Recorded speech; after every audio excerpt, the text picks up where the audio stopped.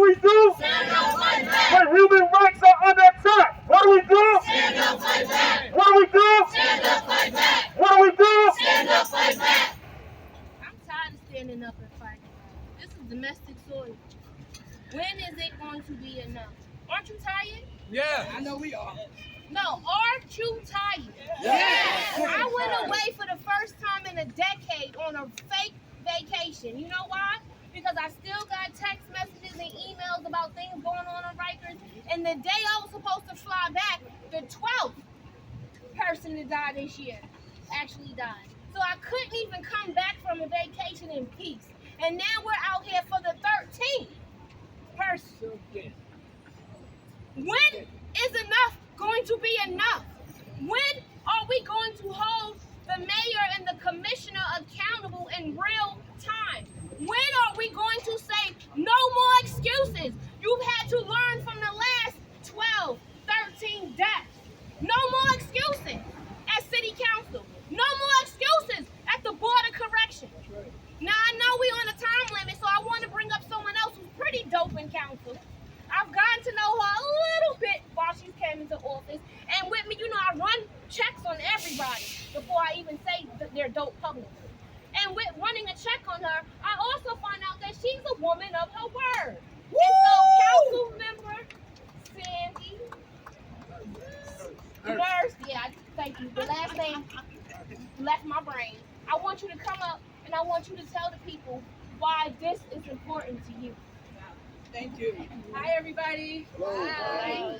My name is Sandy Nurse. I'm council member to the 37th District in East New York, Brownsville, and Bushwick.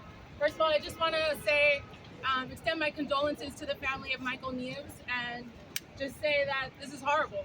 This is the 13th death, and the way that this went down is gruesome and horrific. The fact that officers just watched this man bleed out is unconscionable. It is inhumane, and there needs to be real accountability for that situation. So I just want to say, give my condolences to the family. You know, I've only been in office now 8 months. We're starting our 9th month.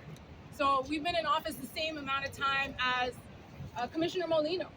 And we all have to own these jobs now. We all have to own the situations that we're coming into, and we all have to take responsibility for the institution that we're working in. And there's no difference between what our level of responsibility is and his level of responsibility is when it comes to what happens in these institutions. So we've been there twice now. I went with Councilmember Caban twice unannounced. The conditions have been bad. I know some people just recently praised the improvements in conditions, and I simply don't believe that. I simply don't believe that these are improved conditions, and this most recent circumstance just shows that New York City and the Department of Corrections are not prepared, are not motivated to reform Rikers and take care of people and make sure that they are alive when it comes to getting their day in court. We saw consistently people not getting to their medical appointments, that most of the population, over half of the population on Rikers, needs mental health support. They do not belong in a jail cell. They belong in an adequately funded mental health facility that our city fails to invest in. So we need to be actually investing in those types of supports rather than focus on keeping to grow the census and the population on Rikers. You know, there are more than enough co-sponsors on the End Solitary Confinement bill in the council. We have a supermajority, and there's no reason why it cannot go up to a vote to ban this practice. There's no reason why it didn't get voted on last year. And here we are again at 13 deaths. I think it's time. I think this incident needs to be the final incident. This needs to be the signal that the federal government needs to take over Rikers.